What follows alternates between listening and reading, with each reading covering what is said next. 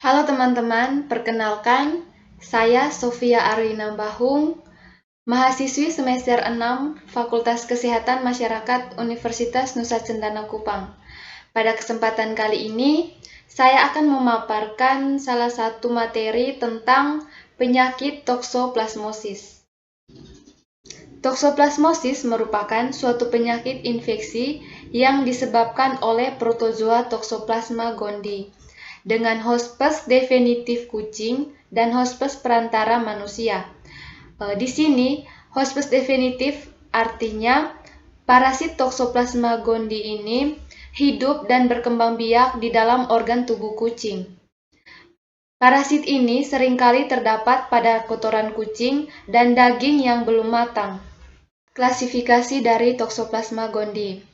Klasifikasi parasit ini yaitu berasal dari kerajaan Protista, dari filum Apricomplexa, dari kelas Conoidacida, kemudian subkelasnya dari Coccidiacina, dari ordo Eucocidiorida, dari famili Sarcosistidae, dari genus Toxoplasma, dan dari spesies Toxoplasma gondii.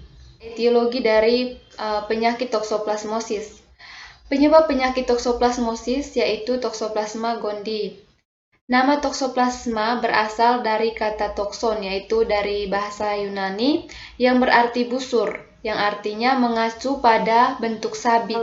Sedangkan gondii berasal dari kata Xenodactylus gondii, yang artinya seekor rodensi dari Afrika Utara, di mana parasit tersebut pertama kali ditemukan pada tahun 1908. Protozoa ini mampu menginfeksi semua sel berinti, termasuk makrofag, yang seharusnya berfungsi memfagositosis dan mengeliminasi patogen. Berikut ini adalah siklus hidup dari toksoplasmosis. Secara garis besar, siklus hidup dari Toxoplasma gondii ini terbagi atas dua siklus, yaitu siklus seksual dan siklus aseksual. Siklus seksual dan aseksual ini terjadi pada inang definitif, yaitu seperti yang saya jelaskan tadi, inang definitifnya itu pada kucing.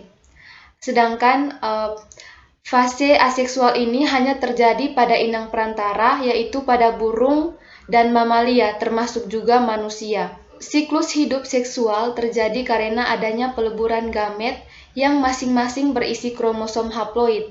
Sedangkan pada siklus aseksual hanya terjadi pembelahan vegetatif, yaitu organisme berkembang dengan cara membelah diri. Berikutnya adalah karakteristik agen.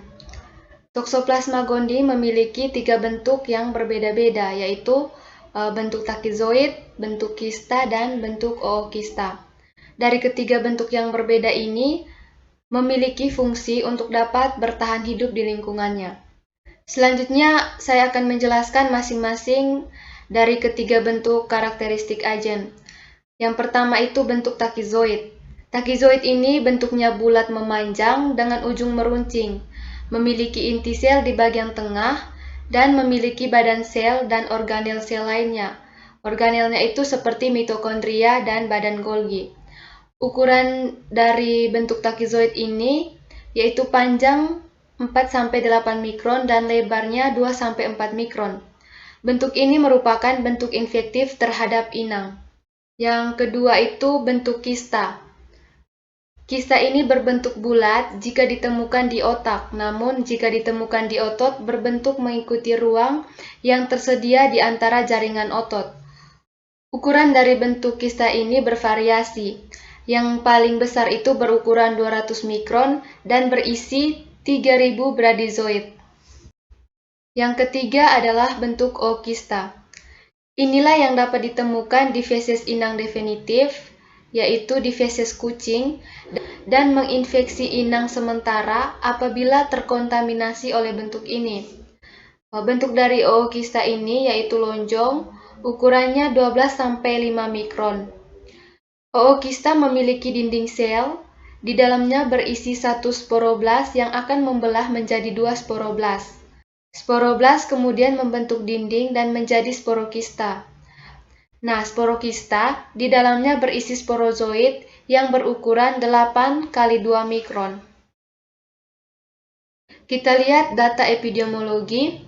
Di Indonesia, kasus toksoplasmosis baik pada hewan maupun pada manusia cukup sulit diikuti secara tepat karena surveillance yang reguler tidak diprogramkan dengan terencana.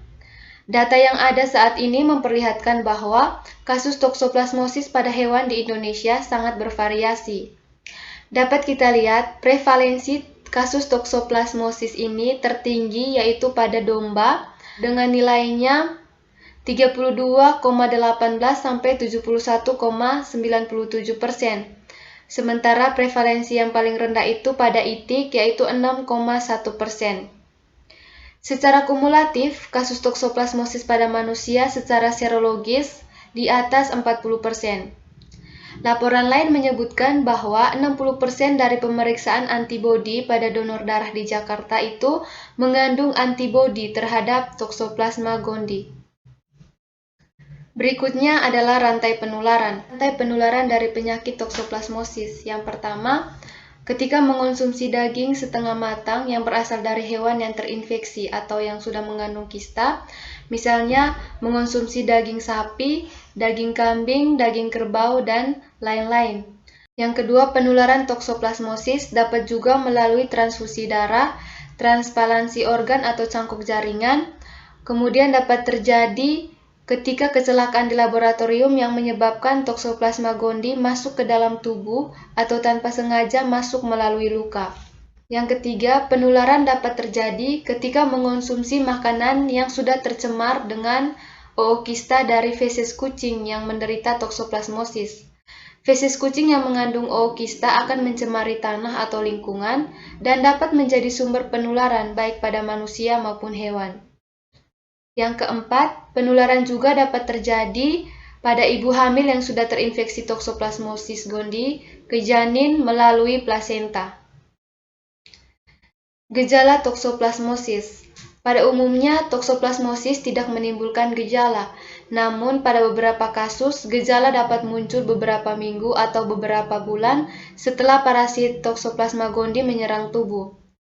Berikut adalah gejala yang dialami penderita toksoplasmosis.